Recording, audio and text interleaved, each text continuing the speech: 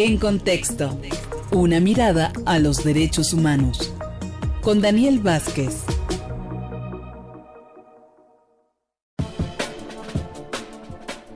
Daniel Vázquez, buenas tardes. Cuéntame la verdad. ¿Te gusta Soda Stereo o de plano no? No, a mí me gusta Soda Stereo, pues si soy de esa generación, de la generación del rock en español, ahí me formé, entonces sí, por supuesto que sí. Persiana Americana, por supuesto, de mis mejores rolas. Ah, mira, pues una muy buena recomendación. Vamos a ponerla al final de este espacio informativo. Mientras tanto, ¿de qué conversamos, mi querido Daniel? Vamos a charlar un poquito sobre una convocatoria que hicieron para echar a andar empresas por la paz. Mira, déjame darte un contexto más general. Las democracias que se desarrollaron durante todo el siglo XX y que también perduran en el siglo XXI no solamente tienen un calificativo, no solo son democracias, sino que son democracias capitalistas. En ese marco también pues la nuestra también la mexicana es una democracia capitalista. ¿Y cuál es una de las características de estas democracias capitalistas?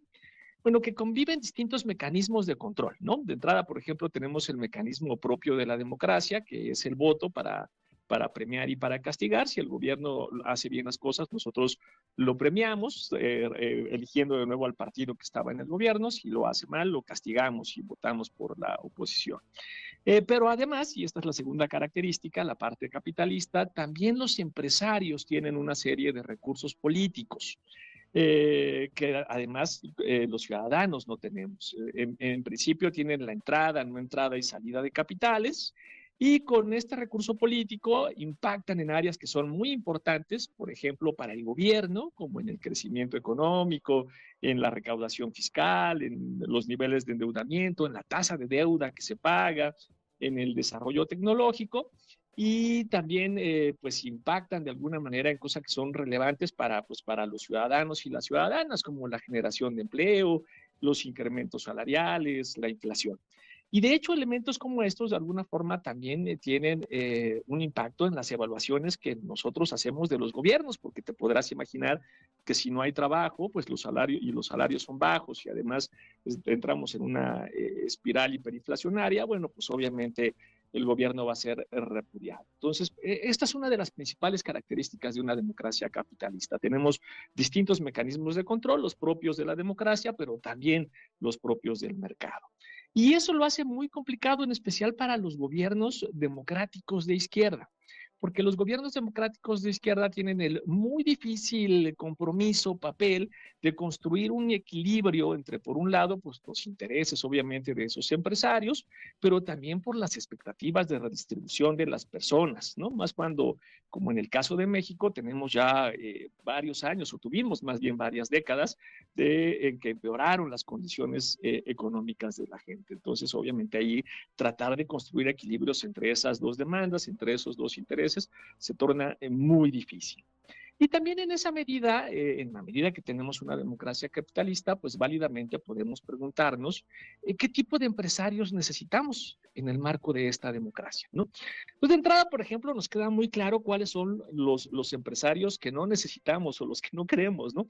Lo podemos ver con mucha claridad con, por ejemplo, empresarios del tipo de Salinas Pliego, para quien el único objetivo es aumentar sus riquezas a cualquier costo, incluyendo la evasión o la ilusión fiscal, ¿no?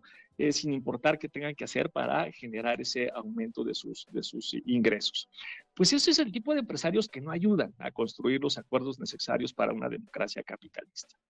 En cambio, lo que sí podemos preguntarnos más bien es cuáles son los que sí queremos, qué características tendrían que tener, y en ese marco, cuál es el papel de los empresarios en la construcción de paz. Porque la paz le toca, pues obviamente, a la clase gobernante, a los gobiernos, tanto a nivel federal como estatal y municipal, y la paz le toca también a las y los ciudadanos, pero también le toca a los empresarios, y a veces esto lo dejamos de lado. ¿Cuál es el papel de los empresarios justamente en esa construcción de paz? Entonces, con ese contexto, en septiembre del año pasado, el 3 de septiembre, nació la propuesta Empresas por la Paz, que es una iniciativa del Diálogo Nacional por la Paz, junto con varias organizaciones patronales. Ahí estaba la Concanaco, estaba la Conacintra, estaba también la Unión Social de Empresarios de México, y posteriormente se sumó la Coparmex.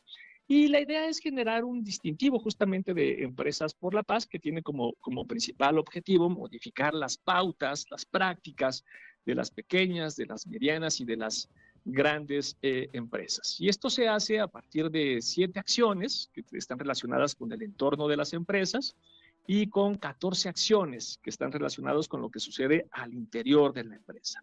Mira, te doy algunos ejemplos para ir avanzando.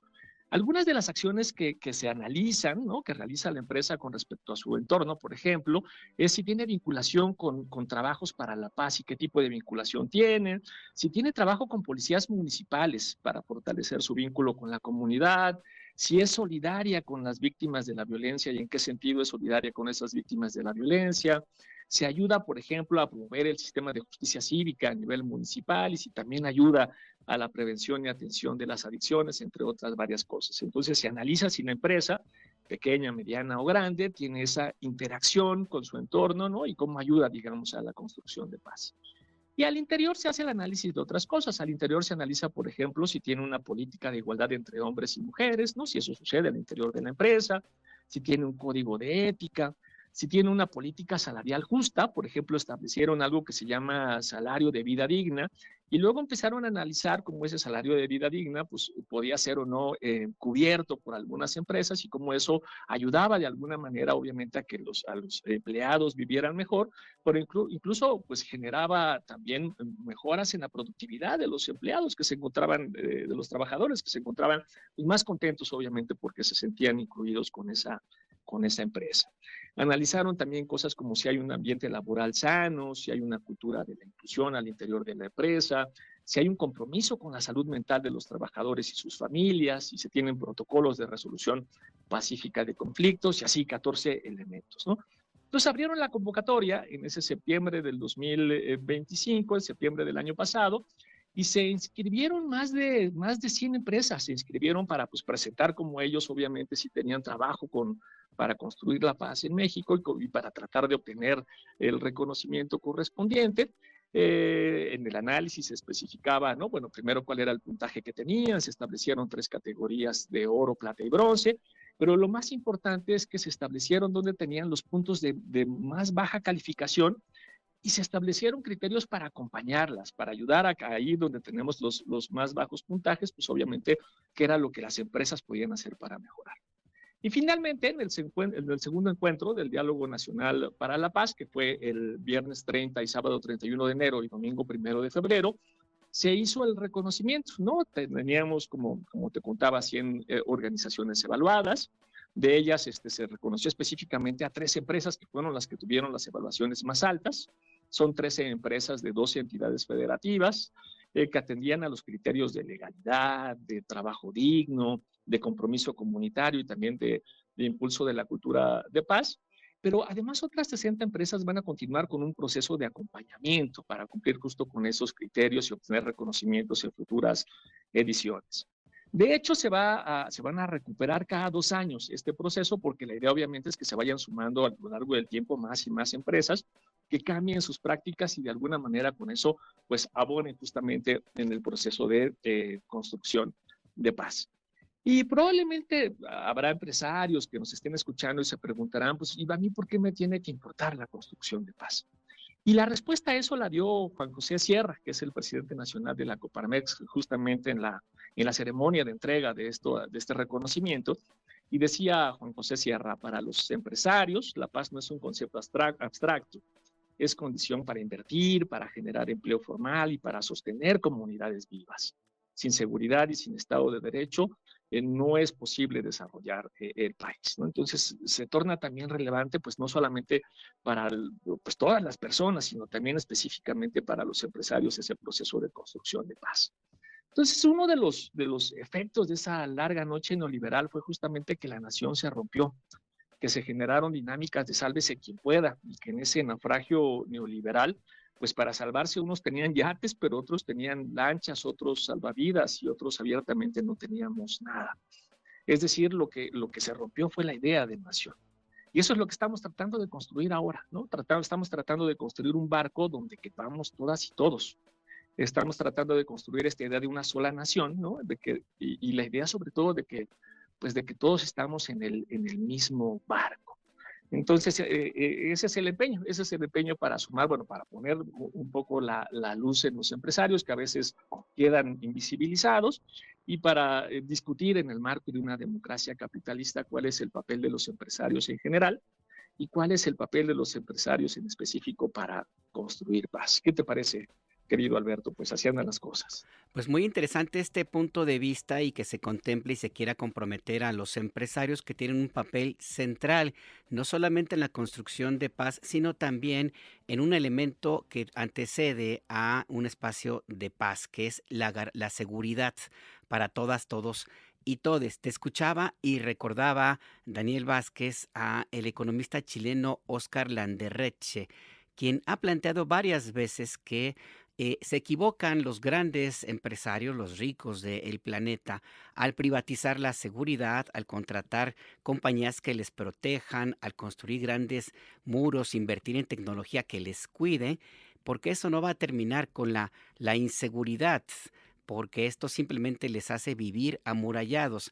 La mejor alternativa para que haya seguridad y que es el principio uno o dos de la paz es que no se necesiten que todos tengan la necesidad de delinquir, es decir, invertir en la estructura, la seguridad como estructura económica, procurar el bienestar de todas, todos y todes, y así no habría necesidad de que alguien deba vivir amurallado, Daniel.